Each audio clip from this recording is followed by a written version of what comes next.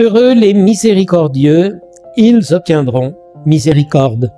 16e jour de carême dans notre série Un carême pour booster notre foi.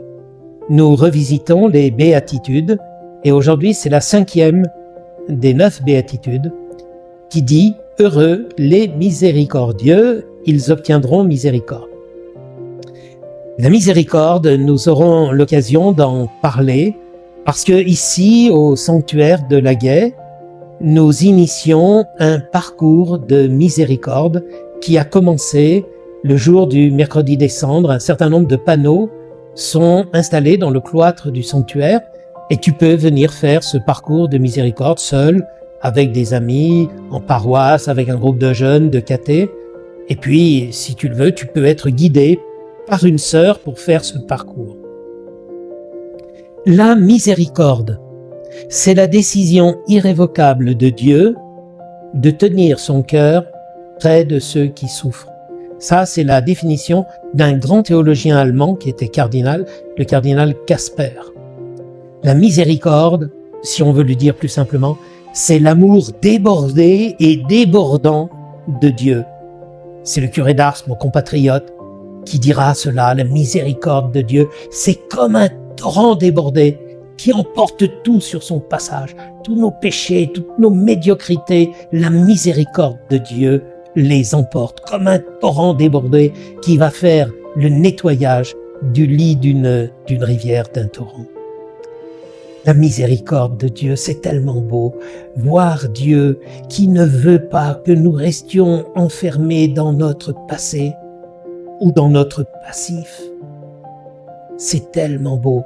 L'amour de Dieu, sa miséricorde qui nous ouvre un avenir. Alors, bienheureux les miséricordieux, c'est-à-dire bienheureux ceux qui ont un cœur comme le cœur de Dieu.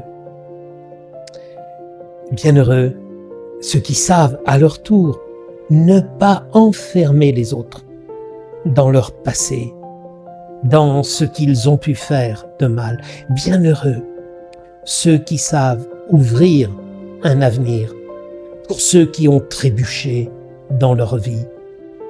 Et rappelons-nous que nous trébuchons tous à certains moments dans notre vie, de manière plus ou moins grave, mais tous nous trébuchons. Et Dieu nous ouvre toujours un avenir. Alors ce que Dieu fait pour nous, il faut le faire pour les autres. Heureux les miséricordieux, ils obtiendront miséricorde. Évidemment, derrière cette béatitude, il y a la douloureuse question du pardon. D'abord, soyons clairs, pardonner, ce n'est pas oublier. Il y a des choses qu'on ne pourra jamais oublier dans des violences qui ont pu nous être faites. Il y a des violences qui sont inscrites à tout jamais dans notre corps ou dans notre psychologie et on ne pourra jamais les oublier. Mais pardonner, ce n'est pas oublier. C'est dire à l'autre, ce que tu m'as fait très mal et j'en souffre encore aujourd'hui. Mais je crois que tu vaux plus que ce que tu m'as fait. Je refuse de te réduire au mal que tu m'as fait. Je veux qu'il y ait un avenir pour toi dans lequel tu puisses devenir meilleur.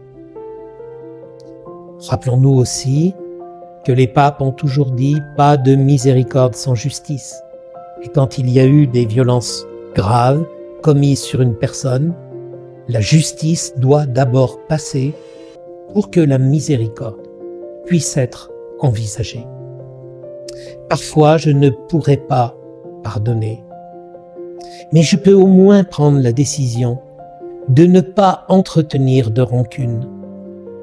J'ai lu un article d'une psychologue qui disait « Entretenir de la rancune, c'est comme accepter d'être menotté à notre agresseur. » Parce que la rancune, elle fait que celui qui m'a fait du mal est toujours présent à mon esprit. Je ne fais que penser à lui.